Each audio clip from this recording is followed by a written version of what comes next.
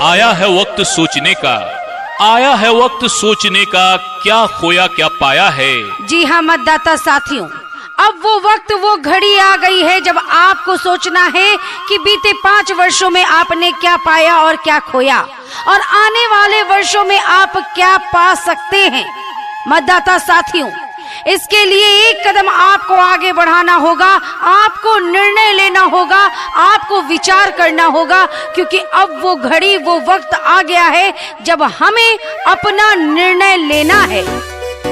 बिंदु देवी जिंदाबाद जिंदाबाद जिंदाबाद, बिंदु देवी जिंदाबाद जिंदाबाद जिंदाबाद, जनता जिंदाबाद जिंदाबाद जिंदाबाद, बिंदु देवी जिंदाबाद जिंदाबाद जिंदाबाद। आपका मुखिया कैसा हो, बिंदु देवी जैसा हो, आपका मुखिया कैसा हो, बिंदु देवी जैसा हो। जितेंद्र कुमार। सुनिए चाचा चाची मांगली कहानावा, हाथ जोड़ी मांगी वोट दे दी मतदानावा, हाथ जोड़ी मांगी वोट दे दी मतदानावा। सुनिए चाचा चाची मांगली कहानावा, हाथ जोड़ी मांगी वोट दे दी मतदानावा। पूरा हो जाई आजा मनावा हो, आजा मनावा हो। अब की बिंदु देवी के मुखिया बना दी, पूरा कदी है सपनावा हो। अब की बिंदु देवी के मुखिया बना दी, पूरा कदी है सपनावा हो।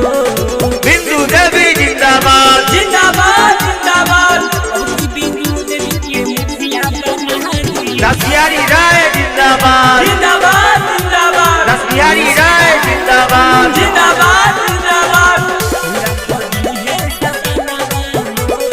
बिंदु देवी जिंदाबाद जिंदाबाद जिंदाबाद, दे दी सपोर्ट हो, मांगले वोट हो, खूबे वो करी है हो कमावाया गहुआ के नमावा होई हो, न कवन हो गमावा होई हो,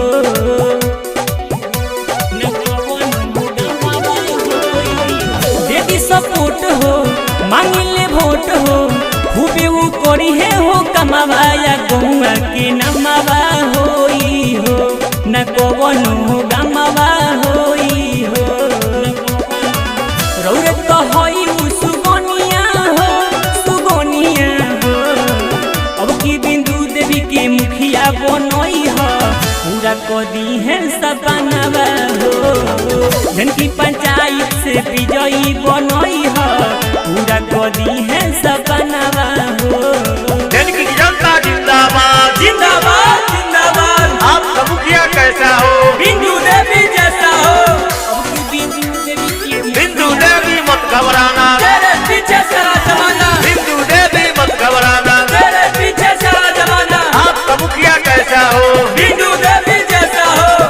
करी है वो काम हो, बड़ी महान हो, गाके सुपारी को है गनवा भैया हो, मतदानवा दे दो हो, आ वोट की खजानावा दे दो हो, आ वोट की खजानावा दे दो हो।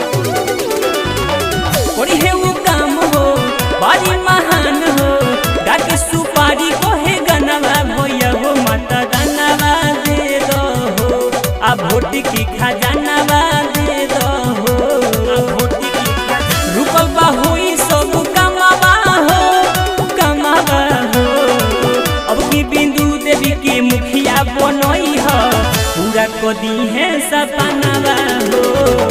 जनकी पंचायत से विजयी बनोई हो, पूरा कदी है सपनावा हो। सूरज रिकॉर्डिंग स्टूडियो डुमरसन।